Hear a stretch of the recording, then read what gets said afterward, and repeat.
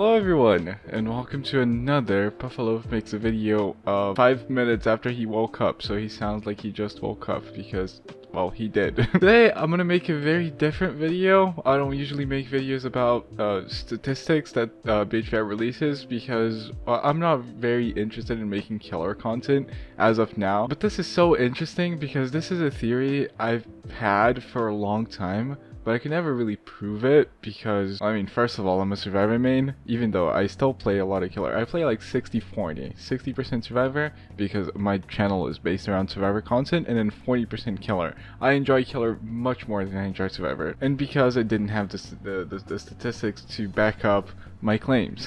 But now I do, and it was so accurate that it's kind of crazy. thejrm recently released the recent kill rate stat over every MMR, so that means how many survivors the killers are killing per match. And this is what the graph looks like. As you can see, the strongest killer in the game, Nerf, is in last place. This is because this is not only grabbing the statistics of good players or top MMR players, if that even exists. It is instead compiling every singular player that's ever played killer in this game and how many kills they got with each killer. And even the worst possible scenario, the killer is above 50% still. So a lot of people complaining that killer is weak because that's what people have been doing ever since Dead by Daylight was released. You're just wrong, man. You gotta play better, I'm sorry. Even though this doesn't really mean much. As Scott John says, I think the main problem with this game is the map designs. The map designs pretty much predetermine whether the killer is going to be able to win or lose, and same goes for the survivor. Some maps are just way too weak for survivors, some maps are just way too strong. But I digress because this is not what I want to talk about here. I want to talk about the top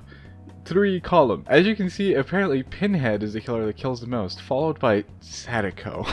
And then we have Wesker, obviously, because pretty much 70% of all lobbies is a Wesker player. And then there's Freddy, Pig, Plague, and my favorite killer of all time, Dredge. When I was looking at these the top 3 columns, I couldn't help but notice that 6 out of 7 killers in these 3 columns have one thing in common. Can you tell me what it is? Do you guys know what it is? They are all very noob-friendly killers that give you things for pretty much doing nothing. They give you passive slowdown, they make the survivors injured for a long time, they make your screen completely black, they make the killer lose terror radius. I don't think anyone's gonna argue that Pinhead is the strongest killer in the game, followed by Sadako. I disagree with that completely. But both Pinhead and Sadako have passive things that they don't have to work for that makes chases just unbearable. They're not even impossible because, especially Sadako, you can play around her power, but they just make the game easy for the killer. And if they're playing against an average survivor or a lower tier survivor, they pretty much just give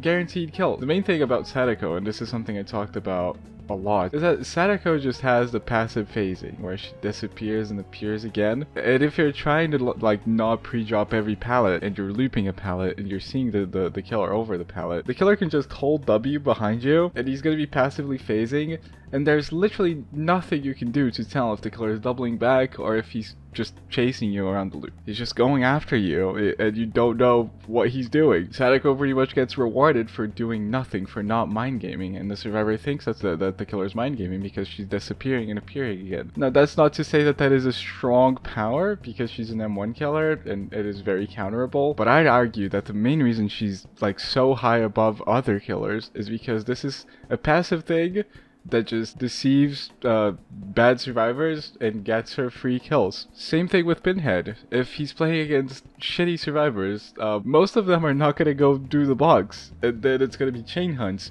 And then how the fuck do you escape Pinhead during chain hunts? You know? Freddy, if you're in the dream world, you can't hear him. He could just sneak up behind you and kill you. There's also the fake pellets thing. This is just deceiving bad survivors. You can't really do much. A lot of newer survivors rely too much on sound, and if they can't hear the terror radius, they're not gonna notice the lullaby. They're just gonna die because the Freddy's not gonna have a terror radius. Pig! She traps your teammate's head, fuck it, I'm just gonna do gens, man, and then everyone gets their heads blown.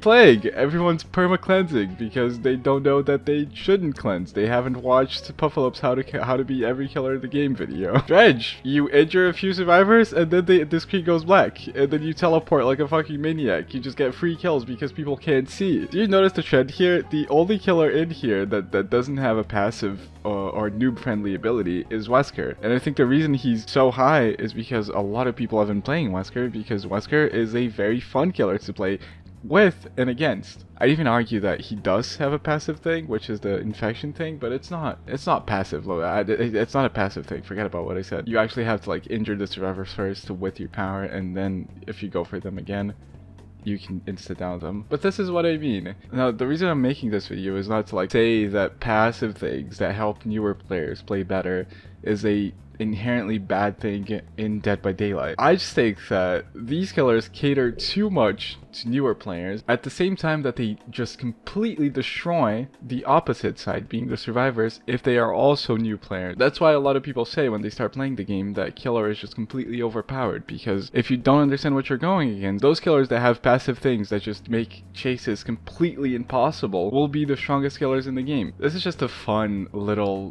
one-off kind of theory video, because I thought it was so funny that my long ongoing theory actually proved itself to be right.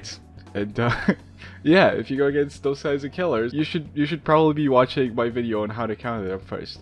Except for Dredge. If you go against Dredge, just disconnect. DC penalties are off. We should just riot against Dredge. Make it be removed from the game. Also, I'm really surprised that Clown is all the way down there. Like, what? I feel like Clown against bad survivors is just completely overpowered. But yeah, that's it, guys. I hope you guys enjoyed the video. Woof.